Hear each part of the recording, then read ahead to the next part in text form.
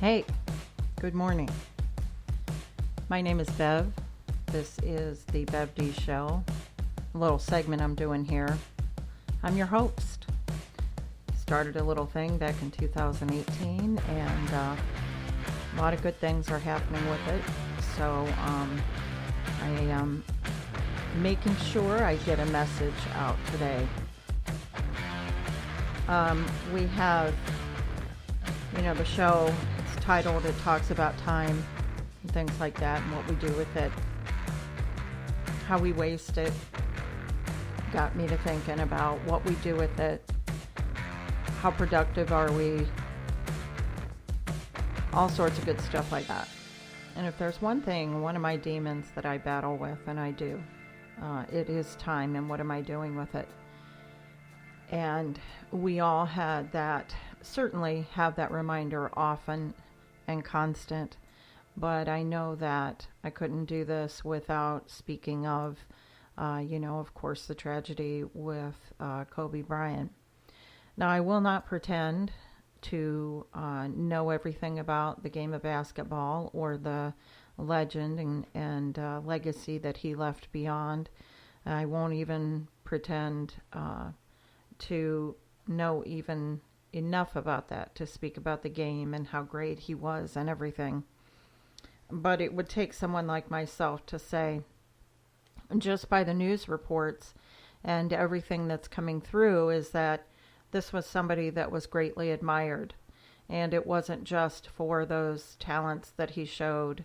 Everybody talks about on and off the court for football players, on and off the field. Apparently, while he is not perfect, it looks like the latter part of his life, he certainly was leaving quite a legacy to his family, to his friends, and to the world. And I've watched several little testimonies and little memories and things like that people have shared about him. But it brought me to thinking about a lot of other things. On Saturday, I celebrated my birthday, and I was with very dear friends and family, and of course, no knowledge of what we would know the next day. But I, wanted to share with my family and friends, how dear and sweet our time was together, and that throughout those, I keep talking about decades, and throughout all of those decades, they have touched my life in one way or another.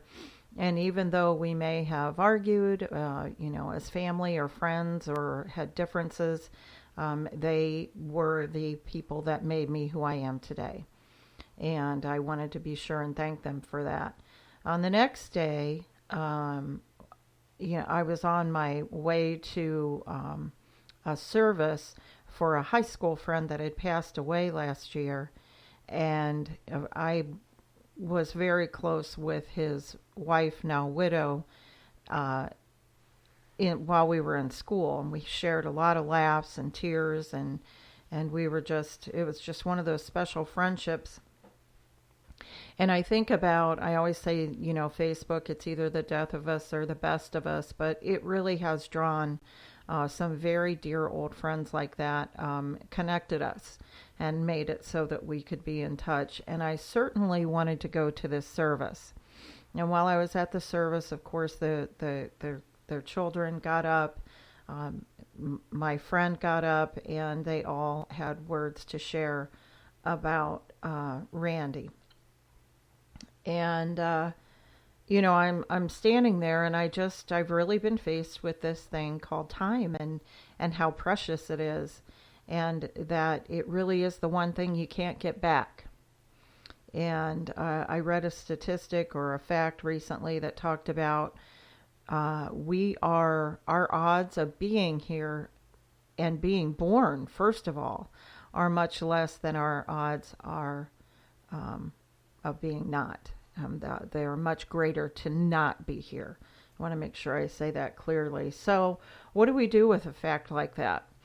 Are we just human beings that are going through life and our routines and we're content with that, or are we supposed to be doing something amazing and touching several lives, such as Kobe, or someone by the name of Jim Croce? And I thought of that song this morning, and I almost doubled over in tears because it is a song about time. And the one line that gets me every time is, we never seem to get to do the things we want to do once we find them. Once we find them. So my message to you today is,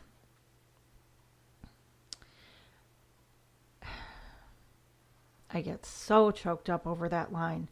My message to you today would be to go find it. If you haven't found it, go find it. If it is a craft or something you were obsessed with doing, or baking or singing or writing, go find that thing. And then be sure that you're enriching at least your life with that activity. One of the beautiful gifts that my daughters got me, and they're always so good at giving me a gift. They, sometimes you never know how you're doing as a parent. Even when you look at your daughters, as I do, and they're in their young 20s and they are very successful, they're on their way. And they wrote me a very special card that talked about, our relationship and what we had done for each other. And it was very, very moving and touching. Those are the kind of things that mean the most to me, that written word, those thoughts. But lo and behold, they got me it's a gift. It's an online gift where you write about, you're fed different subjects through your email. And throughout the course of a year, you write every week on these topics. And you can write anything you want, but they try and motivate you to think of certain things and memories. And then at the end of the year, this is bound into a beautiful book. And if anything I learned from that gift is that they know their mom. They know my heart. And to get me something like that is pretty spectacular, because it is exactly who I am. Writer. I love to talk. I'm a trainer. I'm spent my life in sales. I love to, work with people, inspire people, see if I could touch their heart, maybe motivate them to do something. But that's what it is all about. And that's what this silly little show is. That's what this silly little segment is. It's just for maybe one person, if it's one, to know that it's time. It's time for you to figure it out. And it doesn't matter what age you are, it's time for you to figure it out. It's time for you to give a moment to what legacy, what little fleck of legacy could you leave on this ridiculously crazy large world and universe that we operate on. And it's just simply magical that our feet are on the ground every day. They call that gravity. And that all of this, really dig in deep, really look up to the sky and wonder why those clouds don't fall, and go back to 4th grade when you learned that. When it's a clear night, go outside and look at the stars and think how amazing that is, that you can see how they line up. And you can see that they never fail. They're always there. The sun is always there. Just sometimes the clouds get to be bossy and in the way. And, I talk about the death of us on Facebook. There's a lot of hatred out there, but there's a lot of newsworthy things. There's a lot of loving and sharing, and puppies and kittens and poems and inspirational thoughts for us to share. But I want to encourage you to take that moment and really figure it out. We get up. I was thinking about this today. My routine in the morning is the same. And it's what I do to get me going, to get me ready and prepared for my day. And whether it's just your basic shower, exercise, coffee, pack everything up, and walk out the door. Today, I'm off. I'm late. But I could not leave my house. I could not leave my house without getting this message out. So, yeah. So while my internet and my show is taking on a life of its own, let's go ahead and motivate to, wow.